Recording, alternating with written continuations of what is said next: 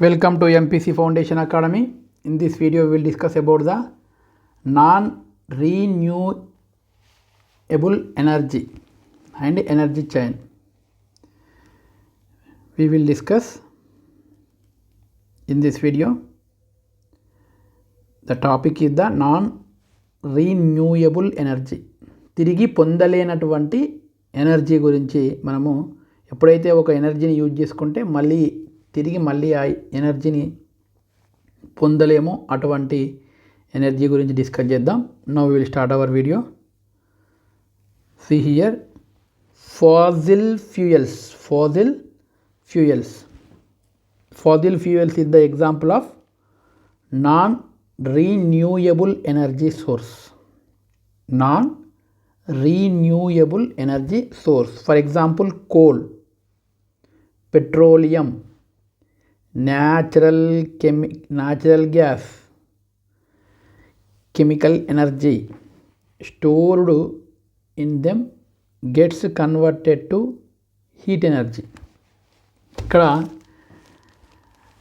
Coal కానీ బొగ్గు, నీల బొగ్గు, పెట్రోలియం is the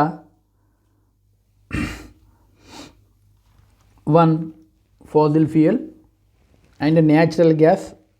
ఇవన్నీ కూడా దేనికి ఎగ్జాంపుల్ అండి? ఫాసిల్ ఫ్యూయల్స్కి ఎగ్జాంపుల్. ఈ ఫాసిల్ ఫ్యూయల్స్లో ఏ ఎనర్జీ ఉంటుంది? కెమికల్ ఎనర్జీ అనేది అకామిడేట్ అయి ఉంటుంది. కెమికల్ ఎనర్జీ అనేది స్టోర్ అయి ఉంటుంది. ఆ కెమికల్ ఎనర్జీ అనేది మనము హీట్ ఎనర్జీగా కన్వర్ట్ చేసుకోవచ్చు. Either this heat energy is directly used or electricity is generated from the heat energy. అంటే కోల్లో, పెట్రోలియంలో, న్యాచురల్ గ్యాస్లో ఉండేటువంటి కెమికల్ ఎనర్జీని మనము మన కన్వీనియన్స్ ప్రకారం మనం ఇష్టం ఉన్నటువంటి ఎనర్జీకి మెయిన్గా హీట్ ఎనర్జీ లేదా ఎలక్ట్రిక్ ఎనర్జీగా మనం కన్వర్ట్ చేసుకోవడానికి అయితే ఉంది. ఇక్కడ మనం ఏం నేర్చుకున్నామండి?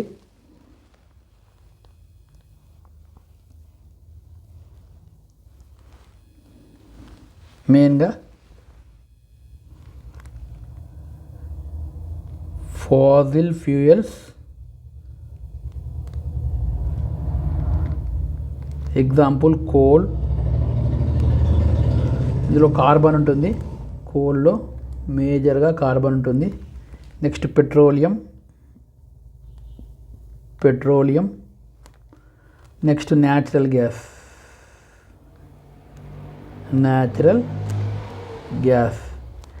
మనం ఈ మధ్యలో సిఎన్జి యూజ్ చేస్తున్నాం కదా, కంప్రెస్డ్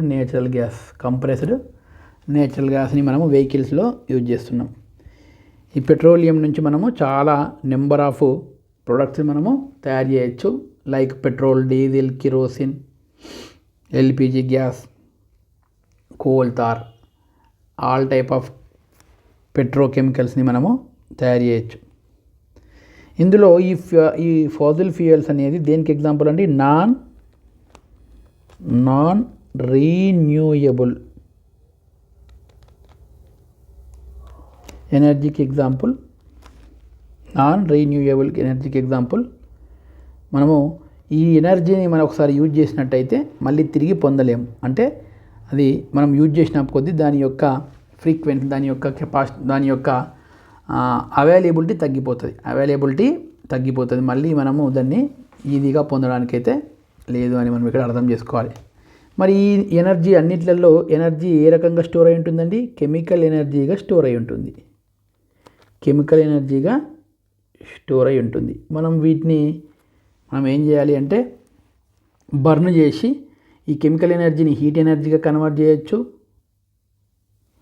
ఇంకా మనము ఎలక్ట్రికల్ ఎనర్జీగా కూడా మనము కన్వర్ట్ చేసుకోవచ్చు. రకరకాల ఎనర్జీగా మనం కన్వర్ట్ చేసుకోవచ్చు. మెయిన్గా ఇందులో గుర్తుపెట్టుకోవాల్సినవి fossil fuels like coal, petroleum, natural gas అనేటివన్నీ కూడా నాన్ రీన్యూయబుల్ ఎనర్జీకి ఎగ్జాంపుల్స్.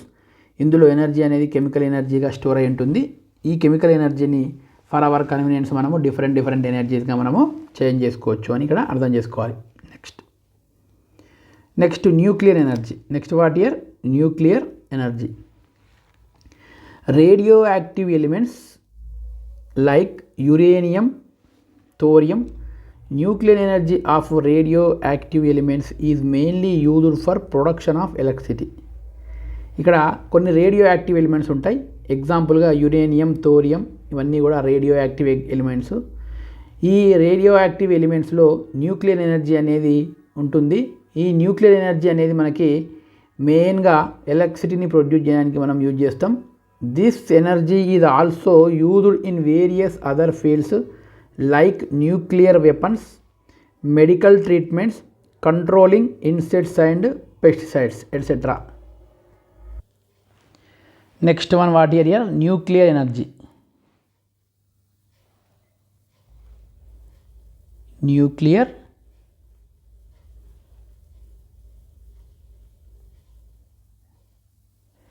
ఎనర్జీ మెయిన్గా న్యూక్లియర్ ఎనర్జీ అనేది రేడియో యాక్టివ్ ఎలిమెంట్స్ అనేటివి కలిగి ఉంటాయి. రేడియో యాక్టివ్ ఎలిమెంట్స్ అనేటివి మనకు న్యూక్లియర్ ఎనర్జీని కలిగి ఉంటాయి. The examples of radio active elements మెయిన్గా యురేనియం, థోరియం, ప్లూటోనియం ఇదార్థ. ఈ యురేనియం అండ్ థోరియం వంటి రేడియో యాక్టివ్ ఎలిమెంట్స్ న్యూక్లియర్ ఎనర్జీని ఏం చేస్తాయండి కలిగి ఉంటాయి. మెయిన్గా మనకి న్యూక్లియర్ ఎనర్జీని డిఫరెంట్ ఫీల్డ్స్లో మనం యూజ్ చేస్తాం. మెయిన్గా న్యూక్లియర్ రియాక్టర్ అనే దాన్ని మనము యూజ్ చేసి న్యూక్లియర్ ఎనర్జీని ఎలక్ట్రికల్ ఎనర్జీగా కన్వర్ట్ అయితే చేయొచ్చు. మీరు ఫర్దర్ క్లాసెస్లో న్యూక్లియర్ ఎనర్జీ గురించి ఎలాబరేటెడ్గా నేర్చుకుంటారు. నెక్స్ట్ ఈ న్యూక్లియర్ ఎనర్జీని ఎలక్ట్రిసిటీ గురించే కాకుండా మనము వేరియస్ ఫీల్డ్స్లో కూడా మనము యూజ్ చేయొచ్చు. ఫర్ ఎగ్జాంపుల్గా న్యూక్లియర్ వెపన్స్ తయారు చేయడానికి న్యూక్లియర్ వెపన్స్ అంటే ఆటం బాంబు, హైడ్రోజన్ బాంబు లాంటివి మనం వీటిని యూజ్ చేసి న్యూక్లియర్ ఎనర్జీ యూజ్ చేసి తయారు చేయొచ్చు. ఇంకా ఈ మధ్యలో మెడికల్ ట్రీట్మెంట్స్ కూడా మనం వాడుతున్నాం. మెడికల్ ఫీల్డ్లో కూడా మనం వాడుతున్నాం. Next controlling insects and pets, control చేయడానికి ఇన్సెక్ట్స్ని మరియు పెట్స్ని కూడా మనము కంట్రోల్ చేయడానికి వాటిని ఇప్పుడు ఈ మధ్యలో న్యూక్లియర్ ఎనర్జీని మనం వాడుతున్నాం. ఇక్కడ మనకు మెయిన్గా గుర్తుపెట్టుకోవాల్సింది ఏంటంటే న్యూక్లియర్ ఎనర్జీ అనేది రేడియో యాక్టివ్ ఎలిమెంట్స్ న్యూక్లియర్ ఎనర్జీని ఇక్కడ కలిగి ఉంటాయి. Example of radio active elements uranium and thorium అని చెప్పొచ్చు. ఈ న్యూక్లియర్ ఎనర్జీని డిఫరెంట్ ఫీల్డ్స్లో మనం యూజ్ చేస్తున్నాం. మెయిన్గా nuclear reactor, by the using of nuclear reactor we can convert into the nuclear energy into electrical energy. మనం న్యూక్లియర్ రియాక్టర్ని యూజ్ చేసి nuclear ఎనర్జీని ఎలక్ట్రికల్ ఎనర్జీ కన్వర్ట్ చేయొచ్చు. మరియు నెక్స్ట్ న్యూక్లియర్ వెపన్స్ని తయారు చేయడానికి న్యూక్లియర్ ఎనర్జీ యూజ్ అవుతుంది. మెడికల్ ఫీల్డ్లో మరియు కంట్రోలింగ్ ఇన్సెక్ట్స్లో కూడా మనకి ఈ న్యూక్లియర్ ఎనర్జీ అనేది యూజ్ అవుతుందని మనం ఇక్కడ గుర్తుపెట్టుకోవాలి. నెక్స్ట్ సోర్స్ ఆఫ్ ఎనర్జీ మెయిన్గా 2 టైప్స్ ఉంటుంది. సోర్సెస్ ఆఫ్ ఎనర్జీ అనేది మెయిన్గా 2 టైప్ ఉంటుంది. First one conventional, second one non conventional.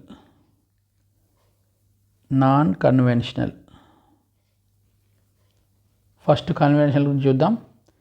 కన్వెన్షనల్స్లో మనకి ఏమొస్తుందండి మెయిన్గా కన్వెన్షనల్లో the sources of energy which have been used since a long time ago.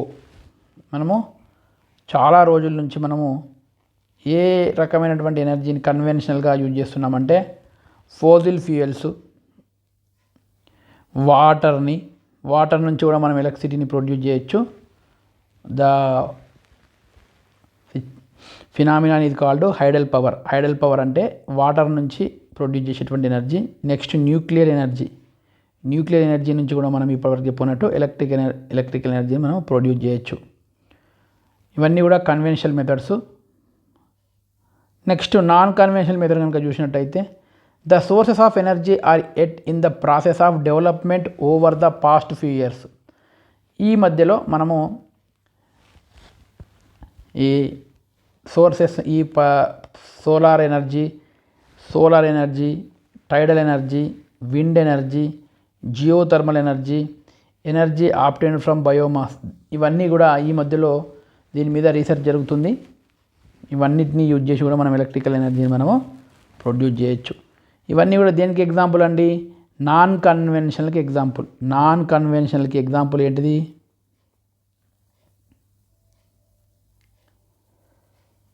Non conventional ఎనర్జీకి solar energy, tidal energy,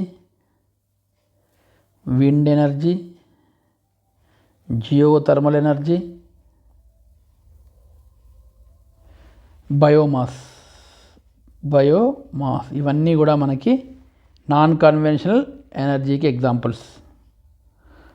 next energy chain. Next ఏంటిదండి? Energy chain. Once our observe చేద్దాం energy చైన్ని.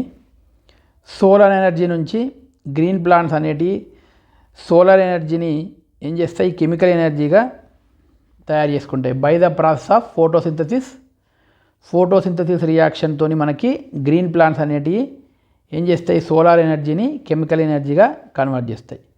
ఈ green plants తయారు చేసినటువంటి chemical ఎనర్జీని హెర్బీవోరస్ get energy from plants. ఈ హెర్బీవోరస్ ఏం చేస్తాయి? ఈ ఎనర్జీని గ్రీన్ ప్లాంట్స్ చేసినటువంటి కెమికల్ ఎనర్జీని యూజ్ చేసుకునేవి గ్రో అవుతాయి. ఈ ఎనిమల్స్ హెర్బీవోరస్. నెక్స్ట్ ఎనిమల్స్ కార్నివోరస్ ఏమో get energy from the other animals. ఈ కార్నివోరస్ ఏం చేస్తాయంటే అదర్ ఎనిమల్స్ నుంచి అవి ఎనర్జీని తీసుకుంటాయి. నెక్స్ట్ ఎనిమల్స్ ఓమ్నివోర్స్ ఏం చేస్తాయంటే get energy from plants and animals. ఇవి ప్లాంట్స్ నుంచి మరియు ఎనిమల్స్ నుంచి మనకి ఎనర్జీని అయితే ప్రొడ్యూస్ చేసుకోగలుగుతాయి. చూడండి ఇక్కడ సోలార్ ఎనర్జీ నుంచి ఎనర్జీ ఎట్లా కన్వర్షన్ అయింది?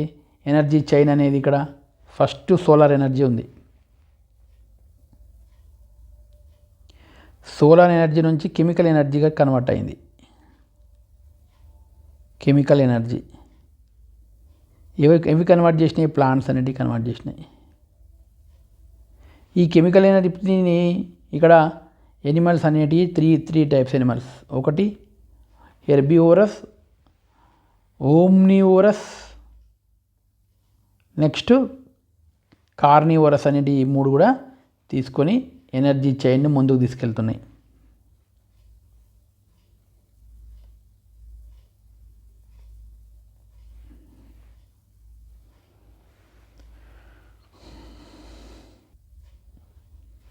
Now we will stop here. We will discuss in next topic in next video. Thank you.